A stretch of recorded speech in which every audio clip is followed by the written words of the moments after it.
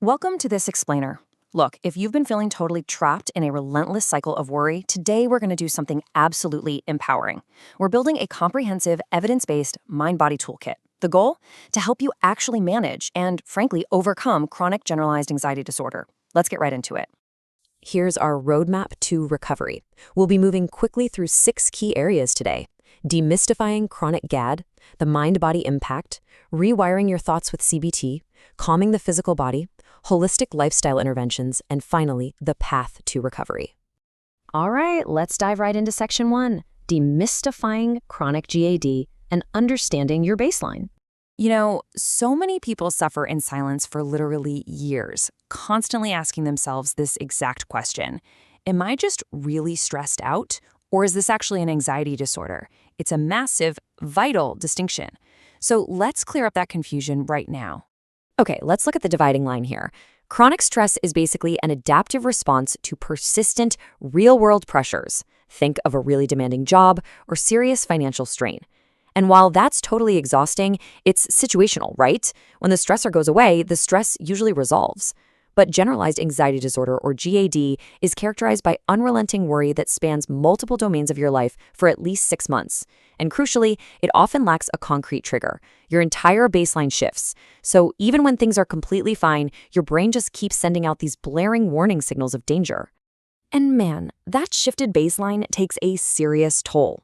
Which brings us to section 2, the mind-body impact, and exactly why you feel so exhausted.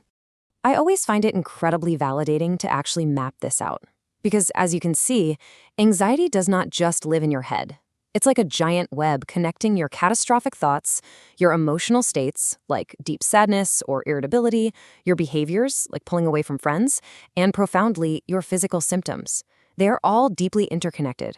So if you're sitting there feeling emotionally numb and physically in pain, well, this web explains exactly why. You're not imagining it. To really understand those physical symptoms, we've kind of got to look under the hood. Chronic anxiety traps your body in this near constant state of fight or flight. Just look at these changes in brain function. Your amygdala, that's your brain's fear center, becomes super overactive, while your logical prefrontal cortex basically becomes less effective. The result? Your system is just flooded with cortisol and adrenaline. And those elevated hormones directly trigger the severe physical consequences you see right next to them. Intense muscle tension, chronic fatigue from awful sleep, and even gastrointestinal issues like IBS. Your physical pain is a literal, direct, biological response to your brain being stuck in a prolonged state of alarm. So how do we actually fix this? Let's open our toolkit in section 3, rewiring thoughts with CBT.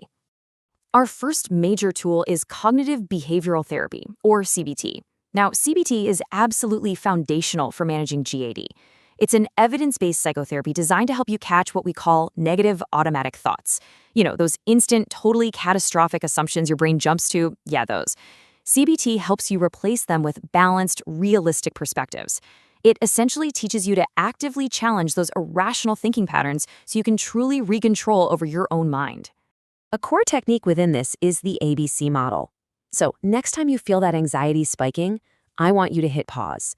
Step 1, identify A, the activating event, what literally just triggered you. Step 2, notice B, your beliefs, what negative automatic thoughts are suddenly racing through your mind. And step 3, observe C, the consequences. How are those specific thoughts making you feel physically and emotionally?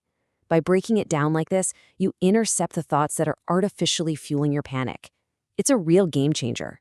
And this brings us to graded exposure. Take a look at that blue dashed line. When you avoid a trigger, sure, your anxiety drops immediately. But the next time you face it, bam, it spikes right back up to 100%. Escaping actually reinforces your fear. Now follow the solid red line. If you stay in that situation without running away, yeah, your anxiety peaks.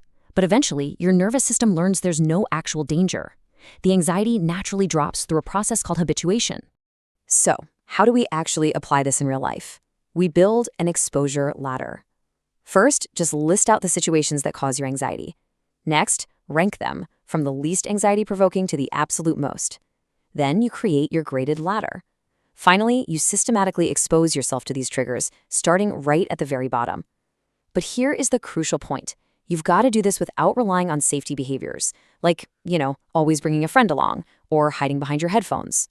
You have to allow the anxiety to peak and then fall naturally, so your brain learns, hey, I'm actually safe. Okay, moving right along to section 4, calming the physical body, where we'll address somatic anxiety. Somatic anxiety is basically the fancy medical term for when your anxiety manifests directly as physical discomfort. We're talking about a racing heart rate, sweating, shortness of breath, shaking, the whole shebang. Because your stress system is on absolute overdrive, you can't just think your way out of it. You actually have to proactively calm the physical body down to signal safety back up to your brain. One of the absolute best tools for this is progressive muscle relaxation, or PMR. In fact, let's try it right now. Take a deep breath and intentionally tense a specific muscle group, like clench your fists as hard as you can, really squeeze them. Hold it, and then release the tension completely, all at once. Do you notice that profound rush of relaxation? By systematically working your way through your entire body like this, you consciously break that physical feedback loop your anxiety has been building up. All right, let's look at the bigger picture in section 5, holistic lifestyle interventions for building daily resilience. Look, your daily habits completely dictate how sensitive your nervous system is. Strict sleep hygiene and regular exercise, those are non-negotiable if you want to lower that excess cortisol we talked about earlier. But here's a kind of surprising fact. Caffeine actually triggers your body's stress response. It perfectly mimics the physical symptoms of a panic attack.